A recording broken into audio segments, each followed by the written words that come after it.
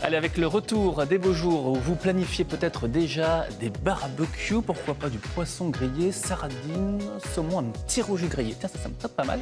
C'est plein de protéines, c'est bon pour quoi déjà? Pour la mémoire, oui. Mais manger du poisson, est-ce si bon que ça? Vrai ou faux? Anne Berger, venez nous aider à y voir plus clair. Bonjour Anne. Je vais essayer de vous aider alors. Commençons par voir le bon côté des choses, soyons optimistes et positifs. Pourquoi est-ce une bonne idée de manger du poisson? Vous l'avez un petit peu dit, il nous apporte plein de bonnes choses le poisson, à commencer par les protéines. Il y en a au moins autant que dans la viande, c'est important de le dire. En plus, elles sont plus digestes. Dans le poisson, il y a aussi des vitamines, des minéraux, de l'iode, évidemment pour les espèces marines, et puis surtout ces fameux oméga 3, bons pour le cœur, comme on dit. Et qui protège aussi le système cardiovasculaire. Eh oui, c'est ça, mais pas que. On sait que les oméga 3 jouent aussi un rôle essentiel dans le fonctionnement du cerveau et de la rétine. Les personnes qui mangent beaucoup de poissons gras ont moins de risques de développer une DMLA, la fameuse dégénérescence maculaire liée à l'âge.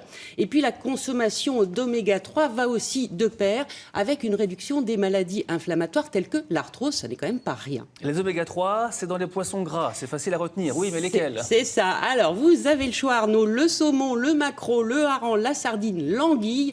Le souci, c'est que tous ces poissons gras si bons à la santé sont aussi aujourd'hui ceux qui sont le plus susceptibles d'être pollués, tout simplement parce que les toxines vont s'accumuler dans leur tissu adipeux, pour parler simplement dans leur graisse. C'est encore plus vrai pour les gros poissons, les poissons prédateurs, qui, en mangeant d'autres, vont ingurgiter, évidemment, les polluants qui vont avec. Et quelles sont ces substances?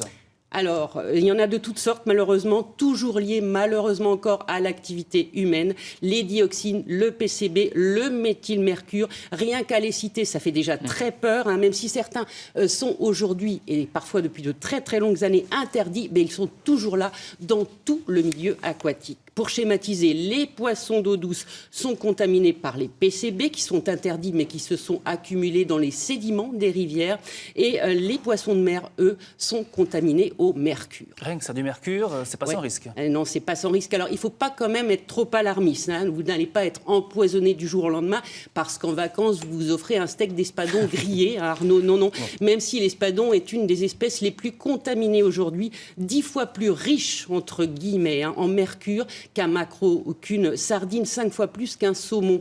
Mais pas de panique quand même, notre corps a de quoi neutraliser une partie des toxiques qu'il ingurgite, mais il vaut mieux aujourd'hui privilégier certaines espèces, certaines provenances et revoir sa consommation. On est un petit peu obligé maintenant. Conseil est donné notamment à ceux qui remplacent systématiquement la viande par le poisson. Oui, qui en consomment tous les jours parce que le vrai risque d'être contaminé, ça n'est pas une exposition ponctuelle, mais une exposition régulière à dose modérée. C'est un petit peu comme pour les pesticides dont je parlais il y a 15 jours.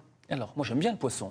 Vous avez à manger, je fais quoi? Oui. Et puis vous pouvez continuer aussi à suivre les recommandations de l'ANSES, l'Agence nationale de sécurité sanitaire, qui nous dit quoi? Eh bien, elle nous dit qu'on peut tout à fait continuer à manger du poisson 2 fois par semaine. Une fois un poisson gras à forte teneur en oméga 3 et une fois un poisson maigre. Alors là encore, vous avez vraiment le choix. Le thon, le colin, le lieu noir, le cabillaud, la sole, j'en passe encore une fois. L'essentiel pour profiter des bienfaits, c'est de varier les espèces, les provenances et de ne pas en manger tous les jours ou plus en manger tous les jours. Et ça, c'est encore plus vrai pour les femmes enceintes et les enfants. Ah oui, tout à fait, parce que les contaminants chimiques sont très toxiques pour le cerveau des enfants, le système nerveux. C'est le cas du mercure, par exemple, mais aussi des PCB qui, eux, sont clairement des perturbateurs endocriniens qui vont donc avoir une influence sur le système hormonal, impacter la croissance. Pour les enfants, la recommandation de l'ANSES, c'est 60 grammes quand les enfants ont moins de 3 ans. Et pour les femmes enceintes, c'est 150 grammes par semaine et pas plus. À vous entendre, on pourrait se dire que la solution, finalement, c'est de privilégier le poisson d'élevage. Oui, mais tout dépend, là encore, parce que ça dépend où il a été élevé, dans quelles conditions. Vous avez à peu près tout et n'importe quoi en la matière. Cela dit, pour ne prendre qu'un exemple, on va quand même être un petit peu rassurant. Celui du saumon, s'il provient de filières contrôlées, avec un label de qualité, en plus, s'il est bio, non, là, il n'y a vraiment pas de problème. Ça n'est pas une raison non plus, tout ce que je viens de dire, de se priver de poissons sauvages, frais évidemment, qui vient d'être pêché, si on est sûr de la qualité de l'eau, de la zone d'où il provient, on peut continuer à se régaler raisonnablement. Notamment avec un label, effectivement, bio, label rouge. Voilà, Bon, on fait très attention, mais on peut continuer à se régaler. et c'est peut-être parfois plus cher aussi, mais si on en mange moins, finalement, on s'y retrouve. Voilà. Qu'est-ce qui vous fait plaisir, vous, Anne? Votre préférée, ce serait quoi? La sole. Ah, une seule, pas mal. Meunière. Allez, on passe en cuisine. Merci, Anne. Allez,